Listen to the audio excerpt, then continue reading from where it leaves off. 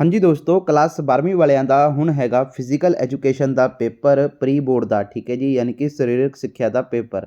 ਤਾਂ ਦੋਸਤੋ ਪੰਜਾਬ ਬੋਰਡ ਨੇ ਹਜੇ ਤੱਕ ਫਿਲਹਾਲ, ਠੀਕ ਹੈ ਜੀ, 2023 ਸੈਸ਼ਨ ਦੇ ਲਈ ਕੋਈ ਸੈਂਪਲ ਪੇਪਰ ਜਾਂ ਫਿਰ ਮਾਡਲ ਟੈਸਟ ਪੇਪਰ ਜਾਰੀ ਨਹੀਂ ਕੀਤਾ ਸੀਗਾ। ਤਾਂ ਦੋਸਤੋ ਅਸੀਂ ਜਿਹੜਾ ਹੈਗਾ ਪਿਛਲੇ ਸਾਲ ਦਾ ਇੱਕ ਇਹ ਪੇਪਰ ਆ, ਠੀਕ ਹੈ ਜੀ, ਇਸ ਨੂੰ ਸੋਲਵ ਕੀਤਾ ਵਾ। ਕਾਫੀ ਜ਼ਿਆਦਾ ਇੰਪੋਰਟੈਂਟ ਕੁਐਸਚਨ ਆਨਸਰ ਨੇ ਇਹਦੇ ਵਿੱਚ, ਤਾਂ ਪੰਜਾਬੀ ਮੀਡੀਅਮ ਦੇ ਵਿੱਚ ਅਸੀਂ ਸੋਲਵ ਕੀਤਾ ਵਾ, ਠੀਕ ਹੈ ਜੀ। ਤਾਂ ਇਹਨਾਂ ਦੇ ਆਨਸਰ ਆਪਾਂ ਦੇਖਾਂਗੇ, ਕਾफ़ी ज़्यादा इंपॉर्टेंट ने। हुण तां दोस्तों तुहानूं जिहड़े हैगे MCQ ट्रू फॉल्स ये भी आनियां ने, फिलअप्स हो गई जिहड़ियां, ठीक है। बट ये जिहड़ा पुराना पेपर है, पुराने पेपर दे विच इस तरह का हजे कुछ नहीं सीगा, इहदे विच नॉर्मल क्वेश्चन आंसर ने। तो पहला प्रश्न की है दोस्तों, आ देख लो कि एंथ्राकोसिस की है, ठीक है जी। तो इसका आंसर देख लैंदे आ। तो एंथ्राकोसिस की है, तो देखो दोस्तों कोयले के छोटे छोटे कणां के शरीर विच दाखिल होने नाल बीमारी लगती है, ठीक है जी। उही की है, एंथ्राकोसिस है, ठीक है। तो उस तो बाद दोस्तों अपना अगला प्रश्न की है, अगला प्रश्न है दोस्तों गुंझलदार टुट तो की भाव है, ठीक है जी। तो इसका आंसर देखते हैं। तो दोस्तों इसका आंसर देख सकते हो, जिमें कि आह दिता होया वा इत्थे कि गुंझलदार फुट तो की भाव है। फुट नहीं दोस्तों, इत्थे टुट होना वा, इत्थे गलती नाल लिखा गया होया वा। इस विच दोस्तों हड्डी टुट के दूजी हड्डी जां फिर अंगां विच जिहड़ी हैगी आ धस जाती है, उसनूं की कहते हैं, गुंझलदार टुट कहते हैं, ठीक है जी। आह अपना उत्तर हो गया। तो हुण अगला प्रश्न देख लेने दोस्तों। अगला प्रश्न है दोस्तों अनुकूलन तो की भाव है, ठीक है जी। अनुकूलन तो की भाव है, तो इसका आंसर भी देख लेने। तो दोस्तों अनुकूलन की है, तो देखो शरीरक अंगां दा क्रिया अनुसार ढाल लेना अनुकूल है, अनुकूलन है। या इस तो भाव किवें कह सकते हैं आपां, अनुकूल तो भाव है बई अंगां दा किसी क्रिया नूं करन लई योग होना, ठीक है जी। यह इसका आंसर हो गया। तो अगे दोस्तों मोच तो की भाव है, तो देख लेने इसका आंसर। हाँ जी, तो दोस्तों मोच तो तुहाडा की भाव है कि मोच हड्डियां ते दोस्तों जोड़ां दियां सੱਟ वजों जानी जाती है। इस विच हड्डी जां फिर जोड़ नूं सहारा देण वाले लिंगामेंट रेशे मांसपेशी कोलों जिहड़े हैगे टुट जाते हैं, ठीक है। अगला प्रश्न अपना की है, भारतीय रैड क्रॉस सोसाइटी का की काम है, ठीक है जी। भारतीय रैड क्रॉस सोसाइटी का की काम है, तो देख लेने। भारतीय रैड जिहड़ी क्रॉस सोसाइटी की है, तो देखो दोस्तों यह संस्था जिहड़ी हैगी आ रोगियां जख्मियां लाचार रोगां तो बचाव अते सेहत अगवाई का जिहड़ा हैगा काम करती है, ठीक है। तो यह आंसर हो जाएगा। अगला प्रश्न की है दोस्तों, देख सकते हैं। हाँ जी, अगला प्रश्न है अपना कि विद्यक संस्थावां का की काम है, ठीक है जी।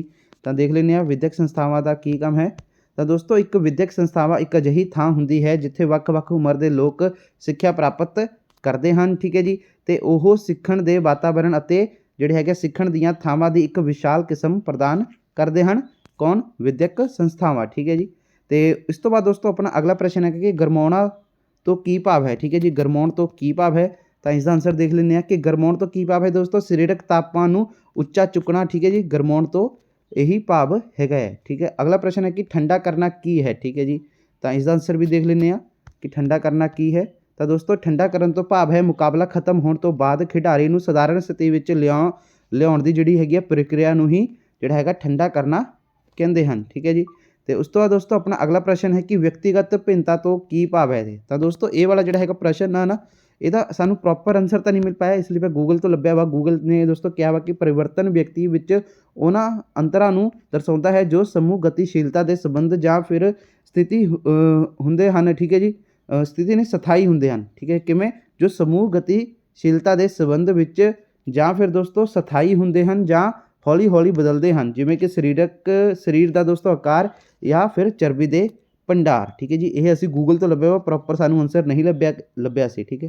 अगला प्रश्न है दोस्तों सरीरक सिक्ख्या का टीचा की है, ठीक है जी। तो इसका आंसर देख लेने। आ देख सकते हो सरीरक सिक्ख्या का टीचा की है, तो दोस्तों इसका आंसर देख लो दोस्तों। तो दोस्तों देख सकते हो कि उत्तर की आएगा सरीरक सिक्ख्या का टीचा की है। तो देखो सरीरक सिक्ख्या का टीचा मनुख लई उहे जिहे वातावरण प्रदान करना है जो उसके शरीर दिमाग और समाज लई लाहेबंद होवे। तो अगला प्रश्न दोस्तों की है, अगला प्रश्न देख लो 2 नंबर के प्रश्न हैं तुहाडे। पहला 1-1 नंबर का सीगे, हुण ये 2 नंबर के हैं, ठीक है जी। तो देखो परिवार दीयां किस्मां बारे तुसीं की जाणदे हो, ठीक है जी। तो परिवार दीयां किस्मां बारे तुसीं की जाणदे हो, तो देखो दोस्तों परिवार दीयां जिहड़ियां हैगियां ने मुख्य किस्मां किहड़ियां हन। तो दोस्तों परिवार दीयां किस्मां दसो। तो देखो दोस्तों मुख्य तौर पर परिवार दीयां 2 किस्मां हैं, संयुक्त परिवार, ठीक है जी। संयुक्त परिवार का एक जिहड़ा हैगा वड्डा परिवार हुंदा है संखेप विच, जिस घर विच 3 पीढ़ियां के मैंबर इकट्ठे एक घर में रहिंदे होण, ठीक है जी। तो परिवार के साधन नूं सांझे रूप में वरतते होण, उसनूं जिहड़ा हैगा संयुक्त परिवार कहा जाता है। इकाई परिवार दोस्तों यह परिवार छोटा परिवार हुंदा है जिस विच माता पिता ते उन्हां दे बच्चे रहिंदे होण, उन्हां नूं इकाई परिवार ਕਿਹਾ ਜਾਂਦਾ ਹੈ, ਤਾਂ ਇਸ ਦਾ ਆਨਸਰ ਇਹ ਹੋ ਜਾਵੇਗਾ। ਠੀਕ ਹੈ ਜੀ। ਤੇ ਹੁਣ ਅਗਲਾ ਪ੍ਰਸ਼ਨ ਦੇਖ ਲੈਂਦੇ ਹਾਂ ਦੋਸਤੋ। ਅਗਲਾ ਪ੍ਰਸ਼ਨ ਹੈ ਦੋਸਤੋ, ਮੁੱਢਲੀ ਸਹਾਇਤਾ ਤੋਂ ਕੀ ਭਾਵ ਹੈ। ਠੀਕ ਹੈ ਜੀ। ਮੁੱਢਲੀ ਸਹਾਇਤਾ ਤੋਂ ਕੀ ਭਾਵ ਹੈ, ਦੇਖਦੇ ਹਾਂ ਦੋਸਤੋ। ਮੁੱਢਲੀ ਸਹਾਇਤਾ ਤੋਂ ਭਾਵ ਦੋਸਤੋ ਉਸ ਸਹਾਇਤਾ ਤੋਂ ਹੈ ਜੋ ਅਸੀਂ ਦੋਸਤੋ ਕਿਸੇ ਰੋਗੀ ਜਾਂ ਫਿਰ ਬਿਮਾਰ ਬੇਹੋਸ਼ ਵਿਅਕਤੀ ਜਾਂ ਦੁਰਘਟਨਾ ਸਮੇਂ ਡਾਕਟਰ ਦੇ ਆਉਣ ਤੋਂ ਪਹਿਲਾਂ ਵਿਅਕਤੀ ਨੂੰ ਦਿੰਦੇ ਹਾਂ। ਠੀਕ ਹੈ ਜੀ। ਤੇ ਉਸ ਤੋਂ ਬਾਅਦ ਦੋਸਤੋ ਆਪਣਾ ਅਗਲਾ ਪ੍ਰਸ਼ਨ ਹੈਗਾ ਵਾ ਕਿ ਸਰੀਰਕ ਯੋਗਤਾ ਦਾ ਕੀ ਅਰਥ ਹੈ। ਠੀਕ ਹੈ ਜੀ। ਸਰੀਰਕ ਯੋਗਤਾ ਦਾ ਕੀ ਅਰਥ ਹੈ, ਤਾਂ ਦੋਸਤੋ ਦੇਖਦੇ ਹਾਂ। ਸਰੀਰਕ ਯੋਗਤਾ ਦਾ ਅਰਥ ਤਾਂ ਦੇਖੋ ਦੋਸਤੋ, ਸਰੀਰਕ ਯੋਗਤਾ ਤੋਂ ਭਾਵ ਆਪਣੇ ਰੋਜ਼ਾਨਾ ਦੇ ਕੰਮ ਨੂੰ ਬਿਨਾਂ ਥਕਾਵਟ ਨਿਪੇੜੇ ਜਿਹੜਾ ਹੈਗਾ ਚਾੜਨ ਤੋਂ ਹੈ ਅਤੇ ਕੰਮ ਕਰਨ ਤੋਂ ਬਾਅਦ ਅਚਾਨਕ ਵਾਪਰੀ ਘਟਨਾ ਦਾ ਸਮਾਂ ਕਰਨ ਦੀ ਸ਼ਕਤੀ ਹੋਣਾ ਹੈ। ਠੀਕ ਹੈ ਜੀ। ਸਾਹਮਣਾ ਕਰਨਾ, ਘਟਨਾ ਦਾ ਜਿਹੜਾ ਹੈਗਾ ਸਾਹਮਣਾ ਕਰਨਾ ਦੀ ਜਿਹੜੀ ਹੈਗੀ ਸ਼ਕਤੀ ਹੋਣਾ ਹੈ। ਖੇਡਾਂ ਵਿੱਚ ਸਰੀਰਕ ਯੋਗਤਾ ਤੋਂ ਬਿਨਾਂ ਖਿਡਾਰੀ ਦੀ ਤਰੱਕੀ ਸੰਭਵ ਨਹੀਂ ਹੋ ਸਕਦੀ। ਕਿਸੇ ਵੀ ਖੇਡ ਮੁਕਾਬਲੇ ਦੀ ਤਿਆਰੀ ਲਈ ਸਭ ਤੋਂ ਪਹਿਲਾਂ ਦੋਸਤੋ ਵੱਖ-ਵੱਖ ਕਸਰਤਾਂ ਦੀ ਸਹਾਇਤਾ ਨਾਲ ਖਿਡਾਰੀ ਦੀ ਸਰੀਰਕ ਯੋਗਤਾ ਨੂੰ ਵਧਾਇਆ ਜਾਂਦਾ ਹੈ। ਖਿਡਾਰੀ ਦੀ ਸਰੀਰਕ ਯੋਗਤਾ ਦਾ ਪੱਧਰ ਹੀ ਦੋਸਤੋ ਮੁਕਾਬਲੇ ਵਿੱਚ ਖਿਡਾਰੀ ਦੀ ਜਿੱਤ ਹਾਰ ਦਾ ਜਿਹੜਾ ਹੈਗਾ ਆਧਾਰ ਨਿਸ਼ਚਿਤ ਕਰਦਾ ਹੈ। ਅਗਲਾ ਪ੍ਰਸ਼ਨ ਆਪਣਾ ਕੀ ਹੈਗਾ ਵਾ ਕਿ ਵਾਧੂ ਭਾਰ ਦਾ ਜਿਹੜਾ ਹੈਗਾ ਸਿਧਾਂਤ ਕੀ ਹੈ। ਠੀਕ ਹੈ ਜੀ। ਵਾਧੂ ਭਾਰ ਦਾ ਸਿਧਾਂਤ ਦੇਖ ਲੈਂਦੇ ਹਾਂ। ਤਾਂ ਦੋਸਤੋ ਦੇਖੋ, ਵਾਧੂ ਭਾਰ ਦਾ ਸਿਧਾਂਤ ਯਾਨੀ ਕਿ principal of load and overload. ਤਾਂ ਦੇਖੋ ਦੋਸਤੋ, ਕਾਰਜਕਾਰੀ ਨੂੰ ਦੋਸਤੋ ਬਿਹਤਰ ਬਣਾਉਣ ਲਈ ਵਾਧੂ ਭਾਰ ਜਿਵੇਂ ਕਿ ਸਧਾਰਨ ਤਣਾਅ ਤੋਂ ਵੱਧ ਜਿਹੜਾ ਹੈਗਾ ਭਾਰ ਸਹੀ ਢੰਗ ਨਾਲ ਦਿੱਤਾ ਜਾਣਾ ਚਾਹੀਦਾ ਹੈ। ਇਸ ਵਾਧੂ ਭਾਰ ਨੂੰ ਵਿਵਸਥਿਤ ਤਰੀਕੇ ਨਾਲ ਹੌਲੀ-ਹੌਲੀ ਵਧਾਇਆ ਜਾਣਾ ਚਾਹੀਦਾ ਹੈ। ਠੀਕ ਹੈ ਜੀ। ਤਾਂ ਦੋਸਤੋ ਇੱਥੇ ਤੱਕ ਹੀ ਇਹਨਾਂ ਨੇ ਇਹ ਲਿਖਿਆ ਹੋਇਆ ਵਾ। ਹਾਂਜੀ, ਤਾਂ ਦੋਸਤੋ ਬਸ ਇੰਨਾ ਕਾ ਹੀ ਇਹਨਾਂ ਨੇ ਇੱਥੇ ਲਿਖਿਆ ਹੋਇਆ ਕਿ ਵਾਧੂ ਭਾਰ ਦਾ ਸਿਧਾਂਤ ਕੀ ਹੈ। ਠੀਕ ਹੈ ਜੀ। ਤੇ ਉਸ ਤੋਂ ਬਾਅਦ ਦੋਸਤੋ ਅਗਲਾ ਆਪਣਾ ਪ੍ਰਸ਼ਨ ਹੈਗਾ ਕਿ ਤਾਕਤ ਤੋਂ ਕੀ ਭਾਵ ਹੈ। ਠੀਕ ਹੈ ਜੀ। ਤਾਂ ਤਾਕਤ ਤੋਂ ਕੀ ਭਾਵ ਹੈ ਦੇਖ ਲੈਂਦੇ ਹਾਂ। ਤਾਂ ਦੋਸਤੋ ਦੇਖੋ, ਕਿਸੇ ਪ੍ਰਤੀਰੋਧ ਦੇ ਵਿਰੋਧ ਕੀਤਾ ਗਿਆ ਕੰਮ ਨੂੰ ਤਾਕਤ ਕਿਹਾ ਜਾਂਦਾ ਹੈ। ਇਹ ਸਰੀਰ ਦੀ ਮਾਸਪੇਸ਼ੀਆਂ ਦੁਆਰਾ ਪੈਦਾ ਕੀਤੀ ਜਾਂਦੀ ਹੈ। ਠੀਕ ਹੈ ਜੀ। ਤਾਕਤ ਜਿਹੜੀ ਹੈਗੀ ਤਾਕਤ 3 ਪ੍ਰਕਾਰ ਦੀ ਹੁੰਦੀ ਹੈ। ਵੱਧ ਤੋਂ ਵੱਧ ਤਾਕਤ, ਠੀਕ ਹੈ ਜੀ, ਤੇ ਵਿਸਫੋਟਕ ਤਾਕਤ, ਤੇ ਅੱਗੇ ਦੋਸਤੋ ਤਾਕਤ ਸਹਿਣਸ਼ੀਲਤਾ। ਠੀਕ ਹੈ। ਤੇ ਇਹ ਹੋ ਗਿਆ ਆਨਸਰ ਆਪਣਾ। ਤੇ ਹੁਣ ਅਗਲਾ ਪ੍ਰਸ਼ਨ ਦੇਖ ਲੈਂਦੇ ਹਾਂ ਦੋਸਤੋ। ਹਾਂ, ਅਗਲਾ ਪ੍ਰਸ਼ਨ ਹੈ ਦੋਸਤੋ, ਸਮਾਜੀਕਰਨ ਬਾਰੇ ਤੁਸੀਂ ਕੀ ਜਾਣਦੇ ਹੋ। ਹੁਣ 3 ਨੰਬਰਾਂ ਦੇ ਪ੍ਰਸ਼ਨ ਹਨ ਇਹ। ਠੀਕ ਹੈ ਜੀ। ਪਹਿਲਾ ਪ੍ਰਸ਼ਨ ਹਾਂ, ਸਮਾਜੀਕਰਨ ਤੋਂ ਤੁਸੀਂ ਕੀ ਜਾਣਦੇ ਹੋ। ਤਾਂ ਦੇਖੋ ਦੋਸਤੋ, ਸਮਾਜੀਕਰਨ ਜੀਵਨ ਪਰ ਚੱਲਣ ਵਾਲੀ ਪ੍ਰਕਿਰਿਆ ਹੈ ਜਿਹੜੀ ਬਚਪਨ ਤੋਂ ਲੈ ਕੇ ਬੁਢਾਪੇ ਤੱਕ ਚੱਲਦੀ ਹੈ। ਇਸ ਵਿੱਚ ਮਾਤਾ ਪਿਤਾ ਦੁਆਰਾ ਬੱਚਿਆਂ ਨੂੰ ਆਤਮ ਨਿਰਭਰ ਹੋਣ ਲਈ ਮਦਦ ਮਿਲਦੀ ਹੈ। ਨਵਜਾਤ ਬੱਚੇ ਨੂੰ ਸਮਾਜਿਕ ਜੀਵਨ ਬਾਰੇ ਸਾਰੀਆਂ ਚੀਜ਼ਾਂ ਇਕੱਠੀਆਂ ਨਹੀਂ ਸਿਖਾਈਆਂ ਜਾ ਸਕਦੀਆਂ। ਜੀਵਨ ਦੇ ਆਰੰਭਿਕ ਪੱਧਰ 'ਤੇ ਦੋਸਤੋ ਬਚਪਨ ਦੀ ਅਵਸਥਾ ਬਾਲ ਅਵਸਥਾ ਵਿੱਚ ਸਮਾਜੀਕਰਨ ਸਮਾਜਿਕ ਜਗਤ ਦੇ ਨਾਲ ਸ਼ੁਰੂ ਹੁੰਦਾ ਹੈ। ਹੌਲੀ ਹੌਲੀ ਬੱਚੇ ਦਾ ਸਮਾਜਿਕ ਦਾਇਰਾ ਜਿਹੜਾ ਹੈਗਾ ਵੱਧਦਾ ਹੈ ਅਤੇ ਬੱਚਾ ਬਹੁਤ ਸਾਰੀਆਂ ਵਸਤੂਆਂ ਨੂੰ ਸਿੱਖਦਾ ਹੈ। ਉਹਨਾਂ ਦੇ ਅਨੁਸਾਰ ਆਪਣੇ ਆਪ ਨੂੰ ਢਾਲਣ ਦੀ ਕੋਸ਼ਿਸ਼ ਕਰਦਾ ਹੈ। ਜਦੋਂ ਕਿ ਸਮਾਜੀਕਰਨ ਦੀ ਪ੍ਰਕਿਰਿਆ ਦੇ ਸ਼ੁਰੂ ਤੇ ਅੰਤ ਦਾ ਕੋਈ ਨਿਸ਼ਚਿਤ ਸਮਾਂ ਨਹੀਂ ਹੁੰਦਾ। ਸਮਾਜੀਕਰਨ ਦੇ ਪੜਾਵਾਂ ਵਿੱਚ ਜਿਹੜਾ ਹੈਗਾ ਬਾਲਪਨ ਅਵਸਥਾ, ਬਚਪਨ, ਕਿਸ਼ੋਰ, ਬਾਲਗ ਅਤੇ ਵਿਰਧ ਅਵਸਥਾ ਸ਼ਾਮਿਲ ਹਨ। ਠੀਕ ਹੈ ਜੀ। ਤਾਂ ਇਹ ਹੋ ਗਿਆ ਤੁਹਾਡਾ ਕਿ ਸਮਾਜੀਕਰਨ ਤੋਂ ਕੀ ਭਾਵ ਹੈ। ਠੀਕ ਹੈ ਜੀ। ਤੇ ਹੁਣ ਅਗਲਾ ਪ੍ਰਸ਼ਨ ਦੇਖ ਲੈਂਦੇ ਹਾਂ, ਪਰਿਵਾਰ ਦੇ ਮੁੱਖ ਕੰਮ ਲਿਖੋ। ਠੀਕ ਹੈ ਜੀ। ਪਰਿਵਾਰ ਦੇ ਮੁੱਖ ਕੰਮ ਕਿਹੜੇ ਕਿਹੜੇ ਹਨ। ਤਾਂ ਦੇਖੋ ਦੋਸਤੋ, ਪਰਿਵਾਰਾਂ ਦੇ ਕੰਮ ਪਰਿਵਾਰਕ ਮੈਂਬਰਾਂ ਦੀ ਜਿਹੜੀ ਹੈਗੀ ਸਰੀਰਕ ਦੇਖਭਾਲ ਅਤੇ ਦੇਖਭਾਲ ਕਰਨਾ। ਠੀਕ ਹੈ ਜੀ। ਤੇ ਅੱਗੇ ਦੋਸਤੋ ਗੋਦ ਲੈਣ ਜਾਂ ਫਿਰ ਪੈਦਾ ਕਰਨ ਦੁਆਰਾ ਨਵੇਂ ਮੈਂਬਰਾਂ ਨੂੰ ਜੋੜਨਾ। ਅੱਗੇ ਦੋਸਤੋ ਬੱਚਿਆਂ ਦਾ ਸਮਾਜੀਕਰਨ। ਠੀਕ ਹੈ ਜੀ। ਇਸ ਦੇ ਮੈਂਬਰਾਂ ਦਾ ਸਮਾਜੀਕਰਨ, ਨਿਯੰਤਰਣ, ਵਸਤੂਆਂ ਅਤੇ ਸੇਵਾਵਾਂ ਦਾ ਉਤਪਾਦਨ, ਖਪਤ ਅਤੇ ਵੰਡ। ਠੀਕ ਹੈ ਜੀ। ਤੇ ਪ੍ਰਭਾਵਸ਼ਾਲੀ ਪਾਲਣ ਪੋਸ਼ਣ। ਠੀਕ ਹੈ ਜੀ, ਯਾਨੀ ਕਿ ਪਿਆਰ। ਠੀਕ ਹੈ ਜੀ। ਇਹ ਇੱਥੇ ਇੰਨਾ ਕੁ ਹੀ ਲਿਖਿਆ ਹੋਇਆ ਵਾ। ਤੇ ਹੁਣ ਅਗਲਾ ਦੋਸਤੋ ਪ੍ਰਸ਼ਨ ਹੈਗਾ ਆਪਣਾ ਕਿ ਟੁੱਟ ਦੀਆਂ ਕਿਸਮਾਂ ਬਾਰੇ ਤੁਸੀਂ ਕੀ ਜਾਣਦੇ ਹੋ। ਠੀਕ ਹੈ ਜੀ। ਤਾਂ ਟੁੱਟ ਦੀਆਂ ਕਿਸਮਾਂ ਬਾਰੇ ਦੇਖ ਲੈਂਦੇ ਹਾਂ। ਤਾਂ ਦੋਸਤੋ ਦੇਖੋ, ਟੁੱਟ ਦੀਆਂ ਕਿਹੜੀ ਕਿਸਮਾਂ ਹੋ ਸਕਦੀਆਂ ਹਨ, ਉਹ ਹੱਡੀ ਟੁੱਟ ਦੀਆਂ ਹੀ ਹੋਣਗੀਆਂ ਕਿਸਮਾਂ। ਹੁਣ ਟੁੱਟ ਕੱਲੀ ਕਿਹੜੀ ਟੁੱਟ ਹੁੰਦੀ ਆ। ਤਾਂ ਦੋਸਤੋ ਦੇਖੋ, ਸਭ ਤੋਂ ਪਹਿਲੀ ਹੈਗੀ ਹੈ ਕਿ ਸਾਦੀ ਟੁੱਟ। ਇਸ ਵਿੱਚ ਹੱਡੀ 2 ਹਿੱਸਿਆਂ ਵਿੱਚ ਜਿਹੜੀ ਹੈ ਟੁੱਟ ਜਾਂਦੀ ਹੈ, ਪਰ ਬਾਹਰੀ ਚਮੜੀ ਉੱਪਰ ਕੋਈ ਨਿਸ਼ਾਨ ਨਹੀਂ ਪੈਂਦਾ। ਅੱਗੇ ਦੋਸਤੋ ਖੁੱਲੀ ਟੁੱਟ ਵਿੱਚ ਹੱਡੀਆਂ ਟੁੱਟਣ ਤੋਂ ਬਾਅਦ ਉਹ ਮਾਸਪੇਸ਼ੀਆਂ ਨੂੰ ਚੀਰਦੀ ਹੋਈ ਚਮੜੀ ਤੋਂ ਬਾਹਰ ਨਿਕਲ ਆਉਂਦੀਆਂ ਹਨ। ਅੱਗੇ ਦੋਸਤੋ ਬਹੁਖੰਡੀ ਟੁੱਟ। ਇਸ ਵਿੱਚ ਦੋਸਤੋ 60 ਤੋਂ ਵੱਧ ਹੱਡੀ ਦੇ ਕਈ ਟੁਕੜੇ ਹੋ ਜਾਂਦੇ ਹਨ। ਅੱਗੇ ਦੋਸਤੋ ਗੁੰਝਲਦਾਰ ਟੁੱਟ। ਹੱਡੀ ਟੁੱਟਣ ਤੋਂ ਬਾਅਦ ਦੋਸਤੋ ਜਿਹੜੇ ਨਾਲ ਲੱਗਦੇ ਅੰਗਾਂ ਵਿੱਚ ਦੋਸਤੋ ਧੱਸ ਜਾਵੇ, ਜਿਵੇਂ ਕਿ ਪਸਲੀ ਦੀ ਹੱਡੀ ਟੁੱਟ ਕੇ ਦੋਸਤੋ ਫੇਫੜਿਆਂ ਵਿੱਚ ਦਾਖਲ ਹੋ ਜਾਵੇ, ਤਾਂ ਦੋਸਤੋ ਉਸ ਨੂੰ ਕੀ ਕਹਿੰਦੇ ਹਨ, ਉਸ ਨੂੰ ਗੁੰਝਲਦਾਰ ਟੁੱਟ ਕਹਿੰਦੇ ਹਨ। ਅੱਗੇ ਦੋਸਤੋ ਕੱਚੀ ਟੁੱਟ। ਇਸ ਵਿੱਚ ਜਿਹੜੀ ਹੈਗੀ ਹੱਡੀ ਪੂਰੀ ਤਰ੍ਹਾਂ ਨਹੀਂ ਟੁੱਟਦੀ, ਜਿਸ ਨਾਲ ਹੱਡੀ ਦੇ ਇੱਕ ਪਾਸੇ ਤੋਂ ਹੱਡੀ ਛਿਲਕਾ ਉਤਰ ਜਾਂਦਾ ਹੈ। ਅੱਗੇ ਦੋਸਤੋ ਤਰੇੜ ਆਉਣਾ, ਯਾਨੀ ਕਿ ਦੋਸਤੋ ਇਸ ਵਿੱਚ ਸੱਟ ਲੱਗਣ ਤੋਂ ਬਾਅਦ ਤਰੇੜ ਆ ਜਾਂਦੀ ਹੈ, ਹੱਡੀ ਆਪਣੀ ਸਥਿਤੀ ਵਿੱਚ ਹੀ ਰਹਿੰਦੀ ਹੈ। ਅੱਗੇ ਦੋਸਤੋ ਦਬੀ ਹੋਈ ਟੁੱਟ। ਇਸ ਵਿੱਚ ਦੋਸਤੋ ਜਿਹੜੀ ਹੈਗੀ ਆ ਖੋਪੜੀ ਦੀ ਹੱਡੀ ਜਾਂ ਫਿਰ ਚਪਟੀ ਹੱਡੀਆਂ ਹੁੰਦੀਆਂ ਹਨ। ਇਸ ਵਿੱਚ ਦੋਸਤੋ ਹੱਡੀ ਟੁੱਟਦੀ ਨਹੀਂ, ਪਰ ਸੱਟ ਦੇ ਭਾਰ ਕਾਰਨ ਜਿਹੜੀ ਹੈਗੇ ਨੇ ਅੰਦਰ ਹੋ ਜਾਂਦੀਆਂ ਹਨ। ਠੀਕ ਹੈ ਜੀ। ਅੰਦਰ ਜਿਹੜੀ ਹੈਗੇ ਨੇ ਧੱਸ ਜਾਂਦੀਆਂ ਹਨ, ਸੌਰੀ, ਠੀਕ ਹੈ ਜੀ, ਹੋ ਜਾਂਦੀਆਂ ਨਹੀਂ, ਧੱਸ ਜਾਂਦੀਆਂ ਹਨ, ਠੀਕ ਹੈ ਜੀ। ਤੇ ਇਹ ਆਪਣਾ ਹੋ ਗਿਆ ਕਿ ਟੁੱਟ ਦੀਆਂ ਕਿਹੜੀਆਂ ਕਿਸਮਾਂ ਹਨ, ਯਾਨੀ ਕਿ ਹੱਡੀ ਦੀਆਂ ਟੁੱਟ ਦੀਆਂ ਕਿਸਮਾਂ, ਠੀਕ ਹੈ ਜੀ। ਆਪਾਂ ਇੱਥੇ ਪੁੱਛਿਆ ਸੀਗਾ ਕਿ ਟੁੱਟ ਦੀਆਂ ਕਿਸਮਾਂ ਕਿਹੜੀਆਂ ਹਨ, ਆਪਾਂ ਹੱਡੀ ਦੀਆਂ ਟੁੱਟ ਦੀਆਂ ਕਿਸਮਾਂ ਹੀ ਮਤਲਬ ਵਰਣਨ ਕੀਤਾ ਵਾ, ਠੀਕ ਹੈ ਜੀ। ਤੇ ਉਸ ਤੋਂ ਬਾਅਦ ਦੋਸਤੋ ਸੈਫਰ ਵਿਧੀ ਦਾ ਵਰਣਨ ਕਰੋ। ਤਾਂ ਦੋਸਤੋ ਆਹ ਵਾਲਾ ਕੁਐਸਚਨ ਸਾਨੂੰ ਨਹੀਂ ਲੱਗਿਆ ਕਿ ਸੈਫਰ ਵਿਧੀ ਦਾ ਵਰਣਨ ਕਰੋ, ਇਹ ਸਾਨੂੰ ਨਹੀਂ ਮਿਲਿਆ। ਅਗਰ ਤੁਹਾਨੂੰ ਇਸ ਦਾ ਆਨਸਰ ਪਤਾ ਹੈ ਤਾਂ ਕਮੈਂਟ ਬਾਕਸ ਦੇ ਵਿੱਚ ਦੱਸ ਦੇਣਾ।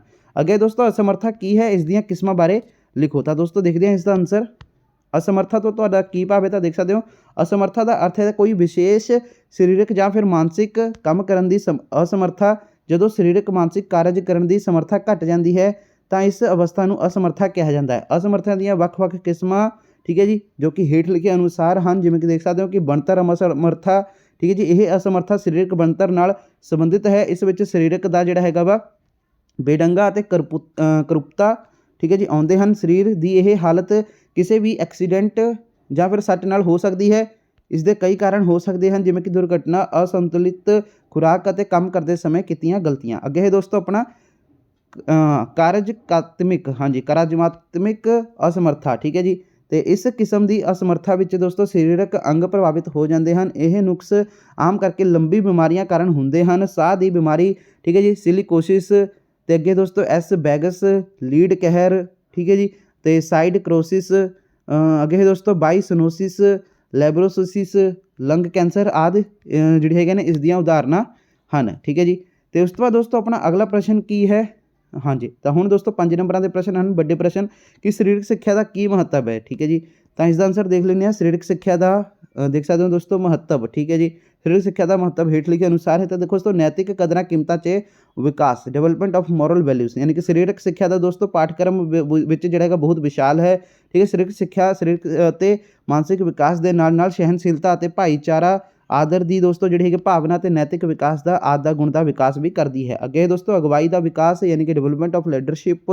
ਸਰੀਰਕ ਸਿੱਖਿਆ ਖਿਡਾਰੀਆਂ ਵਿੱਚ ਅਗਵਾਈ ਦੀ ਭਾਵਨਾ ਦਾ ਵਿਕਾਸ ਵੀ ਕਰਦੀ ਹੈ। ਖਿਡਾਰੀਆਂ ਨੂੰ ਆਪਣੀ ਟੀਮ ਦਾ ਕਪਤਾਨ ਬਣਨ ਅਤੇ ਅਗਵਾਈ ਕਰਨ ਦੇ ਮੌਕੇ ਪ੍ਰਦਾਨ ਕੀਤੇ ਜਾਂਦੇ ਹਨ। ਸਿਹਤ ਸਿੱਖਿਆ ਦਾ ਗਿਆਨ, ਠੀਕ ਹੈ। ਸਰੀਰਕ ਸਿੱਖਿਆ ਅਤੇ ਸਿਹਤ ਸਿੱਖਿਆ ਦਾ ਬਹੁਤ ਹੀ ਡੂੰਘਾ ਸੰਬੰਧ ਹੈ। ਸਿਹਤ ਸਿੱਖਿਆ ਦੀ ਜਾਣਕਾਰੀ ਤੋਂ ਬਿਨਾਂ ਜਿਹੜਾ ਹੈਗਾ ਵਾ ਖੇਡ ਵਿੱਚ ਨਿਪੁੰਨਤਾ ਹਾਸਿਲ ਜਿਹੜਾ ਹੈਗਾ ਵਾ ਕਰਨਾ ਲਗਭਗ ਅਸੰਭਵ ਹੈ, ਠੀਕ ਹੈ ਜੀ। ਖਿਡਾਰੀਆਂ ਨੂੰ ਦੋਸਤੋ ਬਰਾਬਰ ਦੇ ਮੌਕੇ ਪ੍ਰਦਾਨ ਕਰਨਾ, providing equal opportunity to support person, ਠੀਕ ਹੈ ਜੀ। ਤਾਂ ਸਰੀਰਕ ਸਿੱਖਿਆ ਵਿੱਚ ਕਿਸੇ ਵੀ ਤਰ੍ਹਾਂ ਦਾ ਜਿਹੜਾ ਹੈਗਾ ਵਾ ਕਿਸੇ ਵੀ ਤਰ੍ਹਾਂ ਦੀ ਨਾ ਬਰਾਬਰੀ ਲਈ ਕੋਈ ਥਾਂ ਨਹੀਂ ਹੈ। ਕੋਈ ਵੀ ਖਿਡਾਰੀ ਚਾਹੇ ਉਹ ਅਮੀਰ ਹੈ ਚਾਹੇ ਗਰੀਬ ਹੈ, ਜੇਕਰ ਉਸ ਵਿੱਚ ਖੇਡ ਪ੍ਰਤਿਭਾ ਹੈ ਤਾਂ ਸਰੀਰਕ ਸਿੱਖਿਆ ਉਸ ਨੂੰ ਬਰਾਬਰ ਦਾ ਮੌਕਾ ਮੁਹੱਈਆ ਕਰਾਉਂਦੀ ਹੈ। ਅੱਗੇ ਦੋਸਤੋ ਨੈਸ਼ਨਲ ਇੰਟੀਗ੍ਰੇਸ਼ਨ, ਯਾਨੀ ਕਿ ਰਾਸ਼ਟਰੀ ਏਕੀਕਰਨ। ਤਾਂ ਸਾਡਾ ਦੇਸ਼ ਬਹੁਤ ਹੀ ਜਿਹੜਾ ਹੈਗਾ ਭਾਸ਼ਾਈ ਦੇਸ਼ ਹੈ। ਇਸ ਕਾਰਨ ਵੱਖ-ਵੱਖ ਰਾਜਾਂ ਵਿੱਚ ਵੱਖ-ਵੱਖ ਭਾਸ਼ਾਵਾਂ ਬੋਲੀਆਂ ਜਾਂਦੀਆਂ ਹਨ। ਕਈ ਵਾਰੀ ਪ੍ਰਾਂਤ ਅਤੇ ਭਾਸ਼ਾ ਦੇ ਨਾਂ 'ਤੇ ਕਈ ਤਰ੍ਹਾਂ ਦੀਆਂ ਵਿਤਕਰੇ ਅਤੇ ਲੜਾਈ ਝਗੜੇ ਵੀ ਹੁੰਦੇ ਹਨ, ਪਰ ਸਰੀਰਕ ਸਿੱਖਿਆ ਇੱਕ ਅਜਿਹਾ ਖੇਤਰ ਹੈ ਜੋ ਇਸ ਵਿਤਕਰੇ ਤੋਂ ਉੱਪਰ ਉੱਠ ਕੇ ਹਰ ਪ੍ਰਾਂਤ ਜਾਂ ਫਿਰ ਕੋਈ ਭਾਸ਼ਾ ਵੀ ਬੋਲਣ ਵਾਲੇ ਖਿਡਾਰੀ ਨੂੰ ਮੌਕਾ ਦਿੰਦੀ ਹੈ, ਰਾਸ਼ਟਰੀ ਏਕਤਾ ਵਿੱਚ ਦੋਸਤੋ ਵਾਧਾ ਕਰਦੀ ਹੈ। ਅੱਗੇ ਦੋਸਤੋ ਆਪਣਾ ਸੰਪਰਦਾਇਕ ਸਦਭਾਵਨਾ ਅਤੇ ਸਰੀਰਕ ਸਿੱਖਿਆ, ਠੀਕ ਹੈ ਜੀ। ਯਾਨੀ ਕਿ ਦੋਸਤੋ ਸਰੀਰਕ ਸਿੱਖਿਆ ਕਿਸੇ ਵੀ ਤਰ੍ਹਾਂ ਦੇ ਜਿਹੜੇ ਹੈਗੇ ਆ ਫਿਰਕੇਪੁਣੇ ਭਾਵ ਜਾਤ ਪਾਤ, ਰੰਗ ਭੇਦ, ਧਰਮ ਆਦਿ ਅਤੇ ਵਿਤਕਰੇ ਨੂੰ ਨਹੀਂ ਮੰਨਦੀ। ਸਰੀਰਕ ਸਿੱਖਿਆ ਹਰੇਕ ਵਰਗ ਦੇ ਖਿਡਾਰੀ ਨੂੰ ਦੇਸ਼ ਲਈ ਖੇਡਣ ਤੇ ਇੱਕ ਮੰਚ ਉੱਤੇ ਇਕੱਠੇ ਹੋਣ ਲਈ ਉਤਸ਼ਾਹਿਤ ਕਰਦੀ ਹੈ। ਅੱਗੇ ਦੋਸਤੋ ਵਿਹਲੇ ਸਮੇਂ ਦੀ ਸਹੀ ਵਰਤੋਂ, ਯਾਨੀ ਕਿ ਦੋਸਤੋ ਸਰੀਰਕ ਸਿੱਖਿਆ ਜਿਹੜੀ ਹੈਗੀ ਆ ਉਹ ਵਿਅਕਤੀ ਦੇ ਵਿਹਲੇ ਸਮੇਂ ਨੂੰ ਸਹੀ ਢੰਗ ਨਾਲ ਪ੍ਰਯੋਗ ਕਰਨ ਦੇ ਤਰੀਕੇ ਪ੍ਰਦਾਨ ਕਰਦੀ ਹੈ। ਵਿਅਕਤੀ ਆਪਣੇ ਵਿਹਲੇ ਸਮੇਂ ਨੂੰ ਜਿਹੜਾ ਕਿ ਖੇਡ ਲਈ ਵਰਤ ਕੇ ਆਪਣੀ ਸਿਹਤ ਨੂੰ ਠੀਕ ਰੱਖ ਸਕਦਾ ਹੈ ਅਤੇ ਗਲਤ ਆਦਤਾਂ ਤੋਂ ਬਚ ਸਕਦਾ ਹੈ। ਅੱਗੇ ਦੋਸਤੋ ਅਨੁਸ਼ਾਸਨ, ਸਹਿਨ ਸ਼ਕਤੀ ਅਤੇ ਦੇਸ਼ ਭਗਤੀ। ਤਾਂ ਦੇਖੋ ਦੋਸਤੋ ਇਹਦੇ ਵਿੱਚ ਕੀ ਹੈ ਕਿ ਸਰੀਰਕ ਸਿੱਖਿਆ ਖਿਡਾਰੀਆਂ ਵਿੱਚ ਅਨੁਸ਼ਾਸਨ, ਸਹਿਨ ਸ਼ਕਤੀ ਤੇ ਦੇਸ਼ ਭਗਤੀ ਦੀ ਜਿਹੜੀ ਹੈਗੀ ਭਾਵਨਾ ਪੈਦਾ ਕਰਦਾ ਹੈ। ਖੇਡ ਰਾਹੀਂ ਦੋਸਤੋ ਖਿਡਾਰੀ ਅਨੁਸ਼ਾਸਨ ਦੀ ਪਾਲਣਾ ਕਰਨਾ ਸਿੱਖਦੇ ਹਨ, ਠੀਕ ਹੈ ਜੀ, ਜਿਸ ਨਾਲ ਉਹਨਾਂ ਵਿੱਚ ਜਿਹੜੀ ਹੈਗੀ ਸਹਿਨ ਸ਼ਕਤੀ ਅਤੇ ਦੇਸ਼ ਪ੍ਰੇਮ ਦੇ ਗੁਣ ਪੈਦਾ ਹੁੰਦੇ ਹਨ, ਠੀਕ ਹੈ। ਤਾਂ ਇਹ ਆਨਸਰ ਹੋ ਗਿਆ ਆਪਣਾ। ਤੇ ਹੁਣ ਅਗਲਾ ਪ੍ਰਸ਼ਨ ਹੈ ਦੋਸਤੋ ਰਾਸ਼ਟਰੀ ਏਕੀਕਰਨ ਨੂੰ ਵਧਾਉਣ ਲਈ ਸਰੀਰਕ ਸਿੱਖਿਆ ਦੀ ਭੂਮਿਕਾ ਦਾ ਵਰਣਨ ਕਰੋ। ਤਾਂ ਦੋਸਤੋ ਇਸ ਦਾ ਆਨਸਰ ਵੀ ਦੇਖ ਲੈਂਦੇ ਹਾਂ। ਤਾਂ ਦੋਸਤੋ ਦੇਖੋ ਕੀ ਹੈ, ਰਾਸ਼ਟਰੀ ਏਕਤਾ ਵਿੱਚ ਸਰੀਰਕ ਸਿੱਖਿਆ ਦੀ ਭੂਮਿਕਾ ਨੂੰ ਹੇਠ ਲਿਖੇ ਜਿਹੜਾ ਹੈਗਾ ਵਾ ਪਰਿਭਾਸ਼ਿਤ ਕੀਤਾ ਗਿਆ ਹੈ। ਸਰੀਰਕ ਸਿੱਖਿਆ ਅਤੇ ਖੇਡ ਇੱਕ ਅਜਿਹਾ ਜਿਹੜਾ ਹੈਗਾ ਮਾਧਿਅਮ ਹੈ ਜਿਸ ਮਾਧਿਅਮ ਦੇ ਨਾਲ ਦੋਸਤੋ ਸ਼ਾਮਿਲ ਹੋਣ ਦਾ ਉਪਾਅ ਹੋਵੇਗਾ, ਠੀਕ ਹੈ ਜੀ। ਸ਼ਬਦ ਇਨਕੋਰਪੋਰੇਸ਼ਨ ਵਿੱਚ ਸਹੀ ਗਤੀਵਿਧੀ ਸ਼ਾਮਿਲ ਹੁੰਦੀ ਹੈ। ਸਹਿ ਗਤੀਵਿਧੀ ਕੁਝ ਜਿਹੜੇ ਹੈਗੇ ਨਿਯਮਕ ਕੰਮ ਪ੍ਰਾਪਤੀ ਲਈ ਦੋਸਤੋ ਲੋਕਾਂ ਜਾਂ ਫਿਰ ਦੋਸਤੋ ਇਕੱਠਾ ਇੱਕ ਤਾਲਮੇਲ ਵਾਲੀ ਗਤੀਵਿਧੀ ਕਾਰਨ ਹੁੰਦਾ ਹੈ, ਠੀਕ ਹੈ ਜੀ। ਤੇ ਅੱਗੇ ਦੋਸਤੋ ਉਦੇਸ਼ ਤਾਂ ਦੇਖੋ ਦੋਸਤੋ ਮਦਦ ਕਰਦੀ ਹੈ ਖੇਡ ਦੇ ਮੁਕਾਬਲੇ, ਸਮੂਹਿਕ ਮੁਕਾਬਲੇ, ਸਥਾਨਕ ਖੇਤਰ ਦੀਆਂ ਖੇਡਾਂ ਦੀਆਂ ਚੁਣੌਤੀਆਂ ਵਿਚਕਾਰ, ਠੀਕ ਹੈ ਜੀ। ਸਕੂਲਾਂ ਅਤੇ ਘਰ ਵਿੱਚ ਅਸਾਧਾਰਨ ਪ੍ਰੋਜੈਕਟਾਂ ਦੇ ਵਿਚਾਰ ਨੂੰ ਬਣਾਉਣ ਵਿੱਚ ਇੱਕ ਬਹੁਤ ਹੀ ਵੱਡਾ ਹਿੱਸਾ ਲੈਂਦੇ ਹਨ, ਠੀਕ ਹੈ ਜੀ। ਤੇ ਅੱਗੇ ਦੋਸਤੋ ਇਹਨਾਂ ਨੇ ਅੰਦਰੂਨੀ ਖੇਡਾਂ ਦੇ ਮੁਕਾਬਲੇ, ਖੇਡਾਂ ਅਤੇ ਖੇਡਾਂ ਦੁਆਰਾ ਜਿਹੜਾ ਭਾਈਚਾਰੇ ਅਤੇ ਰਿਸ਼ਤੇਦਾਰੀ ਦੀ ਆਤਮਾ ਨੂੰ ਦੋਸਤੋ ਜਿਹੜਾ ਹੈਗਾ ਵਾ ਉਤਸ਼ਾਹਿਤ ਕੀਤਾ ਜਾਂਦਾ ਹੈ। ਵਿਚਾਰ ਗਤੀਵਿਧੀਆਂ, ਜਵਾਬ, ਅਭਿਆਸ ਅਤੇ ਮਨੁੱਖੀ ਵਿਕਾਸ ਖੇਡਾਂ ਦੇ ਖੇਤਰ ਨੂੰ ਦੋਸਤੋ ਜਿਹੜਾ ਹੈਗਾ ਵਾ ਰੰਗਤ ਅਤੇ ਸਵਾਦ ਦੀ, ਠੀਕ ਹੈ ਜੀ, ਏਕਤਾ ਦਾ ਆਦਰਸ਼ ਖੇਡ ਰਾਹੀਂ ਉਭਰਦਾ ਹੈ, ਠੀਕ ਹੈ ਜੀ। ਏਕਤਾ ਪ੍ਰਾਪਤ ਕਰਦੇ ਹਨ। ਸਰੀਰਕ ਸਿੱਖਿਆ ਅਤੇ ਖੇਡ ਲੋਕਾਂ ਵਿੱਚ ਸਮਝੌਤੇ ਕਰਨ ਦੀ ਰਣਨੀਤੀ ਦੀ ਜਿਹੜੀ ਹੈਗਾ ਮਾਰਗ, ਠੀਕ ਹੈ ਜੀ। ਅੱਗੇ ਦੋਸਤੋ ਸਿਖਲਾਈ ਇੱਕ ਜਿਹੜਾ ਹੈਗਾ ਵਾ ਆਪਣਾ ਇੱਕ ਉਤਸ਼ਾਹਜਨਕ ਉਦਮੀ ਨਹੀਂ ਹੋ ਸਕਦਾ ਸਿਵਾਏ ਇੱਕ ਜਿਹੜਾ ਹੈਗਾ ਦੋਸਤੋ ਇੰਸਟਰਕਟਰ ਤੇ understudies.com ਕੰਮ ਕਰਦੇ ਹਨ, ਇੱਕ ਦੂਜੇ ਨਾਲ ਸ਼ਾਮਿਲ ਹੁੰਦੇ ਹਨ, ਠੀਕ ਹੈ ਜੀ। ਅਤੇ ਇਸੇ ਤਰ੍ਹਾਂ ਦੋਸਤੋ ਜਿਹੜਾ ਹੈਗਾ ਵਾ ਕਿਸੇ ਵੀ ਖੇਡ ਦਾ ਦੋਸਤੋ ਜਿਹੜਾ ਹੈਗਾ ਵਾ ਦਾਅਵਾ ਨਹੀਂ ਕੀਤਾ ਜਾ ਸਕਦਾ ਦੇ ਅਨੁਸਾਰੀ ਭੀੜ ਦੀ ਸਹਿ ਗਤੀਵਿਧੀਆਂ ਸਮੂਹ ਦੇ ਵਿਅਕਤੀ ਹਨ। ਇਹ ਚੰਗੀ ਤਰ੍ਹਾਂ ਜਿਹੜਾ ਹੈਗਾ ਅਸਲ ਕਾਉਂਸਲਿੰਗ, ਜਨਤਕ ਇਨਕੋਰਪੋਰੇਸ਼ਨ, ਠੀਕ ਹੈ ਜੀ, ਅਤੇ ਜੁੜੇ ਹੋਏ ਸਨ। ਅੱਗੇ ਸਰੀਰਕ ਸਿੱਖਿਆ ਅਤੇ ਖੇਡ ਸੁਮੇਲ ਜ਼ਰੂਰੀ ਹਿੱਸਿਆਂ ਨੂੰ ਦੋਸਤੋ ਬਣਾਉਂਦੀਆਂ ਹਨ, ਜਿਵੇਂ ਕਿ ਸਹਿ ਸਰਗਰਮੀ ਦਰਸ਼ਕ ਬਣਾਉਂਦੀਆਂ ਹਨ, ਮਾਨਸਿਕਤਾ ਅਤੇ ਹਮਦਰਦੀ, ਪਰਉਪਕਾਰੀ, ਵਿਅਕਤੀਗਤ ਝੁਕਾਅ, ਉਤਸੁਕਤਾ, ਦੂਜੇ ਲੋਕਾਂ ਸਤਿਕਾਰ, ਸਹਿ ਨਿਯੁਕਤੀ, ਪ੍ਰੇਰਨਾ, ਵਿਰੋਧ, ਵਿਸ਼ਵਾਸ, ਮੁੱਲ, ਇਮਾਨਦਾਰੀ ਅਤੇ ਏਕਤਾ ਆਦਿ, ਠੀਕ ਹੈ ਜੀ, ਕਰਦੀਆਂ ਹਨ। ਅੱਗੇ ਦੋਸਤੋ ਜਨਤਕ ਤਾਲਮੇਲ, ਇਹਨਾਂ ਕਰਨ ਦੀ ਲੋੜ ਨਹੀਂ ਗੀ। ਅੱਗੇ ਦੋਸਤੋ ਜਨਤਕ ਤਾਲਮੇਲ ਦੇ ਸੰਬੰਧ ਵਿੱਚ ਖੇਡਾਂ ਅਤੇ ਖੇਡਾਂ ਦਾ ਸਹਿਯੋਗ, ਅਨੁਸ਼ਾਸਨ, ਆਰਾਮ ਦੀ ਜਿਹੜੀ ਹੈਗੀ ਹੈ ਦੋਸਤੋ ਬੁੱਧੀਮਾਨ ਦੀ ਵਰਤੋਂ ਕਰਕੇ ਗੰਭੀਰ ਆਤਮਾ, ਵੋਟ ਆਧਾਰਿਤ ਗੁਣਾਂ, ਸਮਾਜੀਕਰਨ, ਸੱਭਿਆਚਾਰਕ, ਜਨਤਕ ਆਤਮਾ, ਆਦਰਸ਼ ਵਰਗੇ ਹਿੱਸਿਆਂ ਨੂੰ ਦੋਸਤੋ ਜੋੜਦੀਆਂ ਹਨ, ਠੀਕ ਹੈ ਜੀ। ਤਾਂ ਇਸ ਤਰ੍ਹਾਂ ਇਹ ਹੁੰਦਾ ਹੈ, ਠੀਕ ਹੈ। ਤਾਂ ਇਹ ਆਨਸਰ ਹੈਗਾ ਵਾ। ਅਤੇ ਦੋਸਤੋ ਹੁਣ ਅਗਲਾ ਪ੍ਰਸ਼ਨ ਦੇਖ ਲੈਂਦੇ ਹਾਂ। ਤਾਂ ਅਗਲਾ ਪ੍ਰਸ਼ਨ ਦੋਸਤੋ ਕੀ ਹੈਗਾ ਵਾ, ਦੇਖ ਲਓ ਕਿ ਸਰੀਰ ਨੂੰ ਗਰਮਾਉਣ ਦੇ ਸਿਧਾਂਤ ਕਿਹੜੇ ਕਿਹੜੇ ਹਨ, ਠੀਕ ਹੈ ਜੀ, ਵਰਣਨ ਕਰੋ। ਤਾਂ ਦੋਸਤੋ ਦੇਖਦੇ ਹਾਂ ਇਸਦਾ ਆਨਸਰ। ਸਰੀਰ ਨੂੰ ਗਰਮਾਉਣ ਦਾ ਮਤਲਬ ਦੋਸਤੋ ਇੰਗਲਿਸ਼ 'ਚ ਕੀ ਹੁੰਦਾ, ਵਾਰਮਿੰਗ, ਠੀਕ ਹੈ ਜੀ, ਵਾਰਮਿੰਗ ਅਪ, ਠੀਕ ਹੈ ਜੀ, ਇਹਨੂੰ ਹੀ ਸਰੀਰ ਨੂੰ ਗਰਮਾਉਣ ਨੂੰ ਕਹਿੰਦੇ ਆ, ਠੀਕ ਹੈ ਜੀ। ਤਾਂ ਵਾਰਮਿੰਗ ਅਪ ਦੇ ਕੁਝ ਜਿਹੜੇ ਹੈਗੇ ਮਾਰਗਦਰਸ਼ਨ ਸਿਧਾਂਤ ਹਨ, ਜਿਵੇਂ ਕਿ ਹੇਠ ਲਿਖੇ ਤਰੀਕੇ ਹਨ, ਜਿਵੇਂ ਕਿ ਦੋਸਤੋ ਸਰਲ ਤੋਂ ਗੁੰਝਲਦਾਰ, ਸਰੀਰ ਦੇ ਦੋਸਤੋ ਸਾਰੇ ਅੰਗਾਂ ਲਈ ਕਸਰਤ, ਅਤੇ ਅੱਗੇ ਦੋਸਤੋ ਸਟਰੈਚਿੰਗ ਅਤੇ ਲੂਜ਼ਿੰਗ ਕਸਰਤ ਸ਼ਾਮਿਲ ਕੀਤੀ ਜਾਣੀ ਚਾਹੀਦੀ ਹੈ। ਸਰੀਰ ਦਾ ਤਾਪਮਾਨ ਵਧਾਉਣ ਲਈ ਕਾਫੀ ਤੀਬਰ, ਠੀਕ ਹੈ ਜੀ। ਅਤੇ ਵਾਰਮਿੰਗ ਅਪ ਗਤੀਵਿਧੀ ਜਾਂ ਫਿਰ ਖੇਡਾਂ ਦੇ ਅਨੁਸਾਰ ਹੋਣਾ ਚਾਹੀਦਾ ਹੈ। ਖੇਡਾਂ ਦੀ ਦੋਸਤੋ ਜਿਹੜੀ ਹੈਗੀ ਸੰਬੰਧਿਤ ਅੰਦੋਲਨ ਨੂੰ ਸ਼ਾਮਿਲ ਕੀਤਾ ਜਾਣਾ ਚਾਹੀਦਾ ਹੈ, ਠੀਕ ਹੈ ਜੀ। ਵਾਰਮਿੰਗ ਅਪ ਸਹੀ ਸਮੇਂ 'ਤੇ ਜਿਹੜਾ ਹੈਗਾ ਕੀਤਾ ਜਾਣਾ ਚਾਹੀਦਾ ਹੈ। ਵਾਰਮਿੰਗ ਅਪ ਉਮਰ ਅਤੇ ਲਿੰਗ ਦੇ ਅਨੁਸਾਰ ਹੋਣਾ ਚਾਹੀਦਾ। ਇਹ ਸਿਧਾਂਤ ਨੇ, ਬਾਕੀ ਤੁਸੀਂ ਇਸ ਨੂੰ ਐਕਸਪਲੇਨ ਖੁਦ ਹੀ ਕਰ ਲੈਣਾ ਵਾ ਕਿ ਕੀ ਹੁੰਦਾ ਵਾ, ਠੀਕ ਹੈ ਜੀ। ਇਹ ਹੈਡਿੰਗ ਹੋ ਗਿਆ, ਹੈਡਿੰਗ ਨੂੰ ਤੁਸੀਂ ਐਕਸਪਲੇਨ ਆਪਣੇ ਲਾਈਨਾਂ ਦੇ ਵਿੱਚ ਕਰ ਲਿਓ, ਠੀਕ ਹੈ ਜੀ। ਅਤੇ ਹੁਣ ਅਗਲਾ ਪ੍ਰਸ਼ਨ ਦੋਸਤੋ ਕੀ ਹੈ ਕਿ ਸਰੀਰਕ ਯੋਗਤਾ ਦੇ ਮੁੱਢਲੇ ਅੰਗ ਦਾ ਵਰਣਨ ਕਰੋ। ਤਾਂ ਦੋਸਤੋ ਸਰੀਰਕ ਯੋਗਤਾ ਦੇ ਮੁੱਢਲੇ ਅੰਗ ਦੇਖ ਲੈਂਦੇ ਹਾਂ। ਤਾਂ ਦੋਸਤੋ ਦੇਖੋ ਸਰੀਰਕ ਯੋਗਤਾ ਦੇ ਕਿਹੜੇ ਕਿਹੜੇ ਅੰਗ ਹਨ, ਠੀਕ ਹੈ ਜੀ। ਤਾਂ ਦੇਖੋ ਦੋਸਤੋ ਸਰੀਰਕ ਯੋਗਤਾ ਦੇ ਅੰਗ ਯਾਨੀ ਕਿ ਕੰਪੋਨੈਂਟਸ ਆਫ ਫਿਜ਼ੀਕਲ ਫਿਟਨੈਸ। ਤਾਂ ਦੇਖੋ ਦੋਸਤੋ ਸਰੀਰਕ ਯੋਗਤਾ ਨੂੰ ਵਧਾਉਣ ਦੇ ਲਈ ਸਰੀਰਕ ਯੋਗਤਾ ਦੇ ਅੰਗਾਂ ਬਾਰੇ ਜਾਣਕਾਰੀ ਹੋਣਾ ਅਤੇ ਇਹਨਾਂ ਅੰਗਾਂ ਦਾ ਦੋਸਤੋ ਸੁਧਾਰ ਕਰਨਾ ਬਹੁਤ ਹੀ ਜ਼ਰੂਰੀ ਹੈ। ਖੇਡਾਂ ਨਾਲ ਜੀਵਨ ਦੇ ਹਰੇਕ ਖੇਤਰ ਵਿੱਚ ਸਰੀਰਕ ਯੋਗਤਾ ਦੇ ਅੰਗਾਂ ਦੀ ਅਹਿਮ ਭੂਮਿਕਾ ਹੁੰਦੀ ਹੈ। ਮੁੱਖ ਤੌਰ 'ਤੇ ਸਰੀਰਕ ਯੋਗਤਾ ਦੇ 5 ਅੰਗ ਹਨ ਜੋ ਨਿਯਮਨ ਅਨੁਸਾਰ ਹਨ, ਠੀਕ ਹੈ ਜੀ। ਸਭ ਤੋਂ ਪਹਿਲਾਂ ਹੈਗਾ ਤਾਕਤ ਯਾਨੀ ਕਿ ਸਟਰੈਂਥ, ਕਿਸੇ ਪ੍ਰਤੀਰੋਧ ਦੇ ਵਿਰੋਧ ਜਿਹੜਾ ਕੀਤਾ ਗਿਆ ਕੰਮ ਨੂੰ ਤਾਕਤ ਅਖਵਾਉਂਦਾ ਹੈ। ਤਾਕਤ ਸਰੀਰਕ ਮਾਸਪੇਸ਼ੀਆਂ ਦੁਆਰਾ ਪੈਦਾ ਕੀਤੀ ਜਾਂਦੀ, ਦੂਸਰੇ ਸ਼ਬਦਾਂ ਵਿੱਚ ਦੋਸਤੋ ਮਾਸਪੇਸ਼ੀਆਂ ਦੀ ਮੁਕਾਬਲਾ ਕਰਨ ਦੀ ਸਮਰੱਥਾ ਨੂੰ ਤਾਕਤ ਕਿਹਾ ਜਾਂਦਾ ਹੈ। ਸਰੀਰ ਦੁਆਰਾ ਕੀਤੇ ਜਾਣ ਵਾਲੇ ਕਿਸੇ ਵੀ ਹਲਕੇ ਜਾਂ ਫਿਰ ਭਾਰੇ ਕੰਮ ਲਈ ਤਾਕਤ ਦੀ ਲੋੜ ਹੁੰਦੀ ਹੈ। ਇਹ ਵੀ ਕੋਈ ਸਧਾਰਨ ਕੰਮ ਜਾਂ ਫਿਰ ਖੇਡ ਕਿਰਿਆ ਹੋ ਸਕਦੀ ਹੈ। ਸਰੀਰਕ ਯੋਗਤਾ ਦੇ ਬਾਕੀ ਸਾਰੇ ਅੰਗ ਤਾਕਤ ਉੱਪਰ ਨਿਰਭਰ ਜਿਹੜੇ ਹੈਗੇ ਕਰਦੇ ਹਨ। ਮੁੱਖ ਤੌਰ 'ਤੇ ਤਾਕਤ ਨੂੰ 3 ਭਾਗਾਂ ਵਿੱਚ ਵੰਡਿਆ ਗਿਆ ਹੈ, ਜਿਵੇਂ ਕਿ ਵੱਧ ਤੋਂ ਵੱਧ ਤਾਕਤ, ਵਿਸਫੋਟਕ ਤਾਕਤ, ਸਹਿਣਸ਼ੀਲਤਾ, ਠੀਕ ਹੈ ਜੀ। ਅਤੇ ਦੂਸਰਾ ਹੈਗਾ ਦੋਸਤੋ ਸਪੀਡ ਯਾਨੀ ਕਿ ਗਤੀ ਸਰੀਰਕ ਯੋਗਤਾ ਦਾ ਬਹੁਤ ਹੀ ਦੋਸਤੋ ਅਹਿਮ ਅੰਗ ਹੈ। ਗਤੀ ਤੋਂ ਭਾਵ ਘੱਟ ਤੋਂ ਘੱਟ ਸਮੇਂ ਵਿੱਚ ਤੇਜ਼ੀ ਨਾਲ ਕਿਸੇ ਕਿਰਿਆ ਨੂੰ ਪੂਰਾ ਕਰਨਾ। ਖੇਡ ਦੇ ਖੇਤਰ ਵਿੱਚ ਅਸੀਂ ਗਤੀ ਨੂੰ ਦੋਸਤੋ ਕਿਸੇ ਤੈਅ ਕੀਤੀ ਦੂਰੀ ਨਾਲ ਨਹੀਂ ਜੋੜ ਸਕਦੇ, ਸਗੋਂ ਖੇਡ ਵਿੱਚ ਜਿਹੜੀ ਹੈਗੀ ਗਤੀ ਦਾ ਅਰਥ ਕਿਸੇ ਕਿਰਿਆ ਨੂੰ ਛੇਤੀ ਪੂਰਾ ਕਰਨ ਤੋਂ ਹੈ। ਗਤੀ ਦਾ ਸੰਬੰਧ ਮਨੁੱਖਾਂ ਦੇ ਦੋਸਤੋ ਜਿਹੜੇ ਹੈਗੇ ਕੇਂਦਰੀ ਨਾੜੀ ਜਿਹੜਾ ਹੈਗਾ ਯਾਨੀ ਕਿ ਸੈਂਟਰਲ ਨਰਵਸ ਸਿਸਟਮ ਨਾਲ ਹੁੰਦਾ ਹੈ, ਠੀਕ ਹੈ ਜੀ, ਜਿਸ ਨੂੰ ਸਮਝਣਾ ਬਹੁਤ ਹੀ ਮੁਸ਼ਕਿਲ ਹੁੰਦਾ ਹੈ। ਇਸ ਕਾਰਨ ਦੋਸਤੋ ਗਤੀ ਨੂੰ ਵਿਅਕਤੀ ਦੇ ਜਮਾਂਦਰੂ ਗੁਣ ਦੇ ਤੌਰ 'ਤੇ ਦੋਸਤੋ ਜਾਣਿਆ ਜਾਂਦਾ ਹੈ। ਸਿਖਲਾਈ ਦੁਆਰਾ ਦੋਸਤੋ ਇਸ ਵਿੱਚ ਜ਼ਿਆਦਾ ਸੁਧਾਰ ਨਹੀਂ ਕੀਤਾ ਜਾ ਸਕਦਾ। ਖੇਡਾਂ ਵਿੱਚ ਇੱਕ ਕਹਾਵਤ ਪ੍ਰਚਲਿਤ ਹੈ ਕਿ ਸਪ੍ਰਿੰਟਰ ਪੈਦਾ ਹੁੰਦੇ ਹਨ, ਬਣਾਏ ਨਹੀਂ ਜਾਂਦੇ, ਠੀਕ ਹੈ ਜੀ। ਤਾਂ ਅੱਗੇ ਦੋਸਤੋ ਗਤੀ 5 ਤਰ੍ਹਾਂ ਦੇ ਜਿਹੜੀ ਹੈਗੇ ਨੇ ਗਤੀ 5 ਤਰ੍ਹਾਂ ਦੀਆਂ ਯੋਗਤਾਵਾਂ ਉੱਪਰ ਨਿਰਭਰ ਕਰਦੀ ਹੈ, ਠੀਕ ਹੈ ਜੀ। ਅਤੇ ਅੱਗੇ ਦੋਸਤੋ ਸਹਿਣਸ਼ੀਲਤਾ, ਲਚਕਤਾ, ਠੀਕ ਹੈ ਜੀ, ਤਾਲਮੇਲ, ਯੋਗਤਾ। ਤਾਂ ਦੋਸਤੋ ਇਹ ਤੁਸੀਂ ਦੇਖ ਲਓ, ਰੀਡ ਕਰ ਲਓ। ਜਿਵੇਂ ਕਿ ਸਹਿਣਸ਼ੀਲਤਾ ਥਕਾਵਟ ਦੀ ਹਾਲਤ ਵਿੱਚ ਦੋਸਤੋ ਕੰਮ ਨੂੰ ਲਗਾਤਾਰ ਜਿਹੜਾ ਹੈਗਾ ਜਾਰੀ ਰੱਖਣ ਦੀ ਯੋਗਤਾ ਨੂੰ ਸਹਿਣਸ਼ੀਲਤਾ ਕਿਹਾ ਜਾਂਦਾ ਹੈ। ਇਹ ਸਰੀਰਕ ਯੋਗਤਾ ਦਾ ਤੀਸਰਾ ਤੇ ਮਹੱਤਵਪੂਰਨ ਅੰਗ ਹੈ। ਸਹਿਣਸ਼ੀਲਤਾ ਦਾ ਕਿਰਿਆ ਦੋਸਤੋ ਸਮੇਂ ਨਾਲ ਸਿੱਧਾ ਤੇ ਸੰਬੰਧ ਹੁੰਦਾ ਹੈ।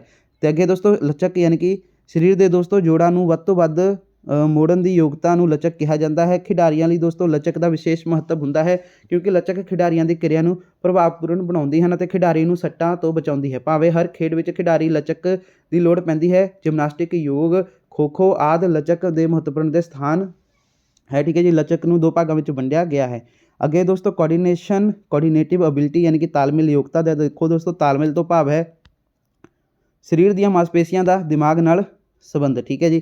ਕਿਸੇ ਵੀ ਕੰਮ ਜਾਂ ਫਿਰ ਖੇਡ ਕਿਰਿਆ ਨੂੰ ਠੀਕ ਢੰਗ ਨਾਲ ਪੂਰਾ ਕਰਨ ਲਈ ਤਾਲਮੇਲ ਦੀ ਲੋੜ ਪੈਂਦੀ ਹੈ। ਦੂਸਰੇ ਸ਼ਬਦਾਂ ਵਿੱਚ ਤਾਲਮੇਲ ਸਰੀਰਕ ਯੋਗਤਾ ਦੇ ਬਾਕੀ ਤੱਤਾਂ ਗਤੀ, ਤਾਕਤ, ਸਹਿਣਸ਼ੀਲਤਾ ਤੇ ਲਚਕ ਦਾ ਸੁਮੇਲ ਹੈ। ਕਿਸੇ ਵੀ ਖੇਡ ਵਿੱਚ ਜਿਹੜਾ ਹੈਗਾ ਖਿਡਾਰੀ ਤਾਲਮੇਲ ਦੀ ਯੋਗਤਾ ਨਾਲ ਇੱਕ ਜਿਹੜਾ ਹੈਗਾ ਕਿਰਿਆ ਨੂੰ ਦੂਸਰੀ ਕਿਰਿਆ ਵਿੱਚ ਤਬਦੀਲ ਕਰ ਲੈਂਦਾ ਹੈ। ਕਿਸੇ ਖਿਡਾਰੀ ਦਾ ਦੋਸਤੋ ਤਾਲਮੇਲ ਜਿੰਨਾ ਵਧੀਆ ਹੋਵੇਗਾ, ਉਸ ਦੀ ਦੋਸਤੋ ਸਰੀਰਕ ਯੋਗਤਾ ਵੀ ਉਨੀ ਹੀ ਵਧੀਆ ਹੋਵੇਗੀ। ਠੀਕ ਹੈ ਜੀ। ਤਾਂ ਇੱਥੇ ਆਪਣਾ ਕੁਐਸਚਨ ਸਮਾਪਤ ਹੋ ਗਿਆ। ਤੇ ਦੋਸਤੋ ਹੁਣ ਆਪਣਾ ਆਖਰੀ ਪ੍ਰਸ਼ਨ ਇਹ ਹੈਗਾ ਕਿ ਮੁੜ ਵਸੇਵੇ ਦਾ ਅਰਥ ਅਤੇ ਖੇਤਰ ਬਾਰੇ ਤੁਸੀਂ ਕੀ ਜਾਣਦੇ ਹੋ। ਠੀਕ ਹੈ ਜੀ। ਤਾਂ ਮੁੜ ਵਸੇਵੇ ਬਾਰੇ ਅਤੇ ਦੋਸਤੋ ਇਹਨਾਂ ਦੇ ਖੇਤਰ ਬਾਰੇ ਦੇਖਦੇ ਹਾਂ। ਤਾਂ ਦੇਖੋ ਦੋਸਤੋ, ਮੁੜ ਵਸੇਵੇ ਤੋਂ ਭਾਵ ਅਸਮਰਥਾ ਅਤੇ ਵਿਅਕਤੀ ਨੂੰ ਸਮਾਜ ਦਾ ਉਪਜਾਊ ਅਤੇ ਕਮਾਈ ਦੇ ਯੋਗ ਬਣਾਉਣ ਲਈ ਡਾਕਟਰੀ ਇਲਾਜ, ਸਮਾਜਿਕ, ਵਿਦਿਅਕ ਅਤੇ ਰੁਜ਼ਗਾਰ ਦੇ ਸਾਂਝੇ ਢੰਗ ਦੁਆਰਾ ਕਾਰਜਕਾਰੀ ਯੋਗਤਾ ਦੇ ਪੱਧਰ ਨੂੰ ਕਾਇਮ ਰੱਖਣ ਨੂੰ ਮੁੜ ਵਸੇਵਾ ਕਿਹਾ ਜਾਂਦਾ ਹੈ। ਤਾਂ ਦੇਖੋ ਦੋਸਤੋ ਕੀ ਹੈ, ਹਾਂਜੀ। ਤਾਂ ਦੋਸਤੋ ਭਾਰਤੀ ਮੁੜ ਵਸੇਵਾ ਕੌਸ਼ਲ ਦੇ ਅਨੁਸਾਰ ਦੋਸਤੋ ਇਹਨਾਂ ਨੂੰ 4 ਭਾਗਾਂ ਵਿੱਚ ਵਰਗੀਕਰਨ ਕੀਤਾ ਗਿਆ ਹੈ। ਦੋਸਤੋ ਮਾਨਸਿਕ ਸ਼ੀਤ, ਇਸ ਨਾਲ ਜੁੜੀਆਂ ਕਮਜ਼ੋਰੀਆਂ, ਨਜ਼ਰ ਸ਼ਕਤੀ, ਸੁਣਨ ਸ਼ਕਤੀ ਤੇ ਗਤੀਸ਼ੀਲਤਾ ਦੀ ਘਾਟ। ਤੇ ਹੁਣ ਦੋਸਤੋ ਦੇਖਦੇ ਹਾਂ ਮੁੜ ਵਸੇਵੇ ਦੇ ਖੇਤਰ ਕਿਹੜੇ-ਕਿਹੜੇ ਹਨ। ਖੇਤਰ ਵੀ ਪੁੱਛੇ ਸਨ। ਇਸ ਦਾ ਖੇਤਰ ਦੋਸਤੋ ਜਿਹੜਾ ਹੈਗਾ ਵਾ ਆਪਣਾ ਬਹੁਤ ਵੱਡਾ ਹੈ। ਦੁਰਘਟਨਾ ਤੋਂ ਮੁਕਤੀ ਪਾਉਣ ਲਈ ਅਸੰਭਵ ਹੈ। ਦੁਰਘਟਨਾ ਕਦੇ ਵੀ ਕਿਸੇ ਵੀ ਜਗ੍ਹਾ 'ਤੇ ਵਾਪਰ ਸਕਦੀ ਹੈ। ਭਾਰਤ ਸਰਕਾਰ ਨੇ ਅੰਗਹੀਣਤਾ ਨੂੰ ਘੱਟ ਕਰਨ ਅਤੇ ਦੋਸਤੋ ਅੰਗਹੀਣ ਦੇ ਹੱਕਾਂ ਲਈ ਰਾਖੀ ਕਰਨਾ, ਸਮਾਜ ਵਿੱਚ ਉਹਨਾਂ ਦੀ ਨਵੀਂ ਤਸਵੀਰ ਬਣਾਉਣ ਲਈ ਦੋਸਤੋ ਅਪੰਗ ਵਿਅਕਤੀ ਦੀ ਜ਼ਿੰਦਗੀ ਨੂੰ ਵਧੀਆ ਢੰਗ ਨਾਲ ਜਿਹੜਾ ਹੈਗਾ ਦੋਸਤੋ ਬਤੀਤ ਕਰਨ ਲਈ, ਪੁਨਰਵਾਸ ਦੇ ਕਾਰਜ ਨੂੰ ਸਹੀ ਤਰੀਕੇ ਨਾਲ ਚਲਾਉਣ ਲਈ ਜਿਹੜਾ ਹੈਗਾ ਭਾਰਤੀ ਹੁਨਰ ਕੌਂਸਲ 1993 ਈਸਵੀ ਵਿੱਚ ਹੋਂਦ ਵਿੱਚ ਆਈ। ਠੀਕ ਹੈ ਜੀ। ਭਾਰਤ ਸਰਕਾਰ ਵੱਲੋਂ ਦੋਸਤੋ 1995 ਵਿੱਚ ਇੱਕ ਐਕਟ ਵੀ ਪਾਸ ਕੀਤਾ ਗਿਆ, ਜਿਸ ਵਿੱਚ ਸਰਕਾਰੀ, ਅਰਧ ਸਰਕਾਰੀ ਹਸਪਤਾਲ ਅਤੇ ਸਮਾਜ ਸੇਵੀ ਅਪੰਗ ਅਤੇ ਅਸਮਰਥ ਜਿਹੜਾ ਹੈਗਾ ਵਿਆਖਿਆ ਲਈ ਦੋਸਤੋ ਕੰਮ ਕਰ ਰਹੀ ਹਨ ਅਤੇ ਇਹ ਉਹਨਾਂ ਦੀ ਜ਼ਿੰਦਗੀ ਬਿਹਤਰ ਬਣਾਉਣ ਲਈ ਮਦਦ ਕਰਦੀਆਂ ਹਨ। ਪੁਨਰਵਾਸ ਦੀ ਸਮੱਸਿਆ ਨੂੰ ਹੱਲ ਕਰਨ ਲਈ ਇਸ ਖੇਤਰ ਵਿੱਚ ਦੋਸਤੋ ਨਵੀਆਂ ਸਹੂਲਤਾਂ ਅਤੇ ਨਵੇਂ ਯੰਤਰ ਆਦਿ ਜਿਹੜੇ ਹੈਗੇ ਆ ਅਪਾਹਜ ਵਿਅਕਤੀਆਂ ਨੂੰ ਮਦਦ ਦੇਣ ਵਿੱਚ ਜਿਹੜੇ ਹੈਗੇ ਸਹਾਈ ਸਿੱਧ ਹੋ ਰਹੇ ਹਨ। ਪੁਨਰਵਾਸ ਦੋਸਤੋ ਪੁਨਰਵਾਸ ਦਾ ਖੇਤਰ ਹਨ ਜਿਵੇਂ ਕਿ ਮੈਡੀਕਲ ਮੁੜ ਵਸੇਵਾ, ਕਿੱਤਾ ਮੁਖੀ ਵਸੇਵਾ, ਸਮਾਜਿਕ ਪੁਨਰਵਾਸ, ਮਨੋਵਿਗਿਆਨਿਕ ਪੁਨਰਵਾਸ। ਤੇ ਦੋਸਤੋ ਮੁੜ ਵਸੇਵੇ ਲਈ ਦੋਸਤੋ ਯੋਗਦਾਨ ਦੇਣ ਵਾਲੀਆਂ ਸੰਸਥਾ ਜਿਵੇਂ ਕਿ ਇਹਨਾਂ ਸਾਰੀਆਂ ਸੰਸਥਾਵਾਂ ਦਾ ਦੋਸਤੋ ਮੁੱਖ ਮਕਸਦ ਸਿਹਤ ਵਿਕਾਸ, ਸਿਹਤ ਰੱਖਿਆ, ਠੀਕ ਹੈ ਜੀ, ਰੋਗ ਤੋਂ ਮੁਕਤੀ ਤੇ ਰੋਗੀਆਂ ਦਾ ਇਲਾਜ ਅਤੇ ਮਦਦ ਕਰਕੇ ਅਸਮਰਥਾ ਨੂੰ ਦੂਰ ਕਰਨਾ ਹੈ। ਠੀਕ ਹੈ ਜੀ, ਹੁੰਦਾ ਹੈ। ਇਹਨਾਂ ਸੰਸਥਾਵਾਂ ਹਨ ਜਿਵੇਂ ਕਿ Bharat red cross society, Hind Kusht Nivaran Sangh, ਠੀਕ ਹੈ ਜੀ, ਅਤੇ ਅੱਗੇ ਹੈ ਭਾਰਤੀ ਬੱਚਾ ਭਲਾਈ ਸਿੰਘ, ਭਾਰਤੀ TB ਸੰਘ, ਠੀਕ ਹੈ ਜੀ, ਭਾਰਤ ਸੇਵਕ ਸੰਘ, ਕਸ਼ੁਰਤਾ ਯਾਦਗਾਰੀ ਟਰੱਸਟ, ਸਰਬ ਭਾਰਤੀ ਅੰਧ ਸਹਾਇਤਾ ਸੰਘ, ਠੀਕ ਹੈ ਜੀ, ਬਨਾਵਟੀ ਅੰਗ ਤਿਆਰ ਕਰਨ ਵਾਲੀ ਸੰਸਥਾ ਅਤੇ ਆਪਣਾ ਦੋਸਤੋ ਸੈੱਟ ਜਾਨ ਐਂਬੂਲੈਂਸ, ਅੰਨ੍ਹਿਆਂ ਲਈ ਉਦਯੋਗਿਕ ਕਰ, ਆਸ਼ਾ ਨਿਕੇਤਨ, ਮੁੜ ਵਸੇਵਾ ਸੰਸਥਾ, ਕੌਮੀ ਭੌਤਿਕ ਪ੍ਰਯੋਗਸ਼ਾਲਾ ਅਤੇ ਅੱਗੇ ਦੋਸਤੋ ਆਪਣਾ ਮੰਦਬੁੱਧੀ ਬੱਚਿਆਂ ਲਈ ਦੋਸਤੋ ਕਾਮਨੀ ਸਕੂਲ, IIT ਹਨ। ਠੀਕ ਹੈ ਜੀ, ਤਾਂ ਇਹ ਉਹਨਾਂ ਦੇ ਆਨਸਰ ਦਿੱਤਾ ਹੋਇਆ ਵਾ। ਤਾਂ ਇੱਥੇ ਹੀ ਦੋਸਤੋ ਆਪਣਾ ਇਹ ਪੂਰਾ ਜਿਹੜਾ ਪਿਛਲੇ ਸਾਲ ਦਾ ਇਹ ਕੁਐਸਚਨ ਪੇਪਰ ਸੀਗਾ ਪਿਛਲੇ ਸਾਲਾਂ ਦਾ, ਠੀਕ ਹੈ ਜੀ, ਆਹ ਪੂਰਾ ਸੋਲਵ ਕਰ ਲਿਆ ਵਾ। ਇਸ ਤੋਂ ਬਾਅਦ ਕੁਛ ਵੀ ਨਹੀਂ ਹੈਗਾ। 25 ਪ੍ਰਸ਼ਨ ਸੀਗੇ, ਪੂਰੇ ਹੀ 25 ਪ੍ਰਸ਼ਨ ਆਪਾਂ ਕਰ ਲਏ, ਜੋ ਕਿ ਦੋਸਤੋ ਤੁਹਾਡਾ ਕਲਾਸ 12ਵੀਂ ਵਾਲਿਆਂ ਦਾ, ਠੀਕ ਹੈ ਜੀ, ਪਿਛਲੇ ਸਾਲ ਦਾ ਇਹ ਕੁਐਸਚਨ ਪੇਪਰ ਸੀਗਾ। ਇਸ ਨੂੰ ਇੰਪੋਰਟੈਂਟ ਕੁਐਸਚਨ ਆਨਸਰ ਨੇ ਇਹ, ਠੀਕ ਹੈ ਜੀ, ਜੋ ਕਿ ਸਾਲਾਨਾ ਪ੍ਰੀਖਿਆ ਹੁੰਦੀ ਆ ਹਰ ਵਾਰੀ ਬੋਰਡ ਦੀ, ਤਾਂ ਉਹਦੇ ਇਹ ਸਿੰਪਲ ਪੇਪਰ ਕੁਐਸਚਨ ਪੇਪਰ ਸੀਗਾ, ਉਸ ਨੂੰ ਅਸੀਂ ਪੂਰਾ ਸੋਲਵ ਕਰਕੇ ਤੁਹਾਡੇ ਸਾਹਮਣੇ ਦੇ ਦਿੱਤਾ ਵਾ। ਠੀਕ ਹੈ ਜੀ, ਤਾਂ ਕਾਫੀ ਜ਼ਿਆਦਾ ਇੰਪੋਰਟੈਂਟ ਕੁਐਸਚਨ ਆਨਸਰ ਹੈਗੇ ਹੈ ਕਲਾਸ 12ਵੀਂ ਦੇ ਫਿਜ਼ੀਕਲ ਐਜੂਕੇਸ਼ਨ ਦੇ। ਠੀਕ ਹੈ ਜੀ, ਤਾਂ ਦੋਸਤੋ ਅਗਰ ਬਾਕੀ ਤੁਹਾਡੀ ਕੋਈ ਕੁਐਰੀ ਹੈ ਤੁਸੀਂ ਮੈਨੂੰ ਇੰਸਟਾਗ੍ਰਾਮ 'ਤੇ ਮੈਸੇਜ ਕਰ ਸਕਦੇ ਹੋ। ਇੰਸਟਾ ਆਈਡੀ ਦਾ ਲਿੰਕ ਡਿਸਕ੍ਰਿਪਸ਼ਨ ਬਾਕਸ ਦੇ ਵਿੱਚ ਦਿੱਤਾ ਹੋਇਆ ਵਾ।